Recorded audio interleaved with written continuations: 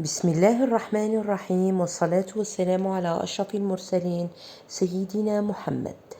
مرحبا بالجميع. وصفة نهار اليوم وصفة سهلة سريعة، وصفة صيفية بامتياز. أكيد اللي يتبعوا الأنظمة الصحية متبعين نظام اللو كارب كيتو دايت، واللي يتبعوا الأنظمة أكيد الصحية الثانية.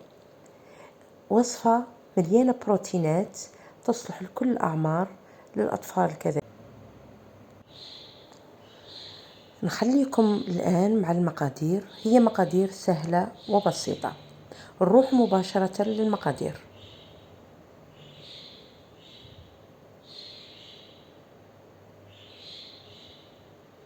عندنا أولا 3 بيضات يكونوا مغليين في الماء ونكونوا ناشفين مليح. عندنا لكل بيضة ملعقة من الكاكاو المر. عندنا 2 فناجل من حليب اللوز أو حليب جوز الهند. وعندنا فنجان من القهوة. عندي هنايا ذوق الفانيليا وسكر ستيفيا أو سكر إريثريثول أو مونك فروت، أي محلي. حتى اللي يقدر يدير مثلا سكر تمر.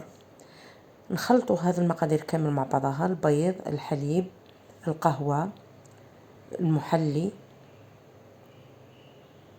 وآخر شيء عندنا 3 ملاعق من الكاكاو المر مع أكيد عطر الفانيليا.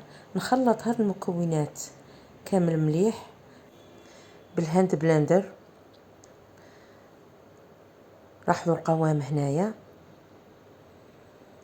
ومؤخر راح نديروه في اواني صغيره كما هذه او اناء كبير، هنا اكيد حسب الرغبه. وراح نديروهم في الثلاجه لمده اكثر من 4 ساعات او 5 ساعات. هنايا هذه زينه اختياريه.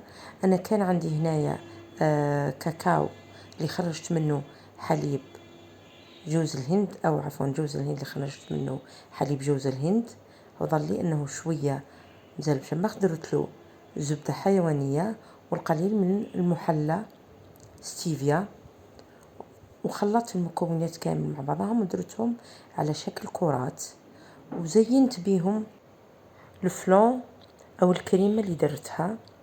واكيد راح يجي الطعم تاعها رائع كانها كرات الرافاييلو. واكيد راح يقعد تزيين اختياري. ان شاء الله تكون الوصفه تاع نهار اليوم نالت اعجابكم، نتمنى انكم تطبقوها، هي وصفه لذيذه جدا. ونتمنى نتلاقاو في فيديو جديد، والسلام عليكم ورحمه الله تعالى وبركاته.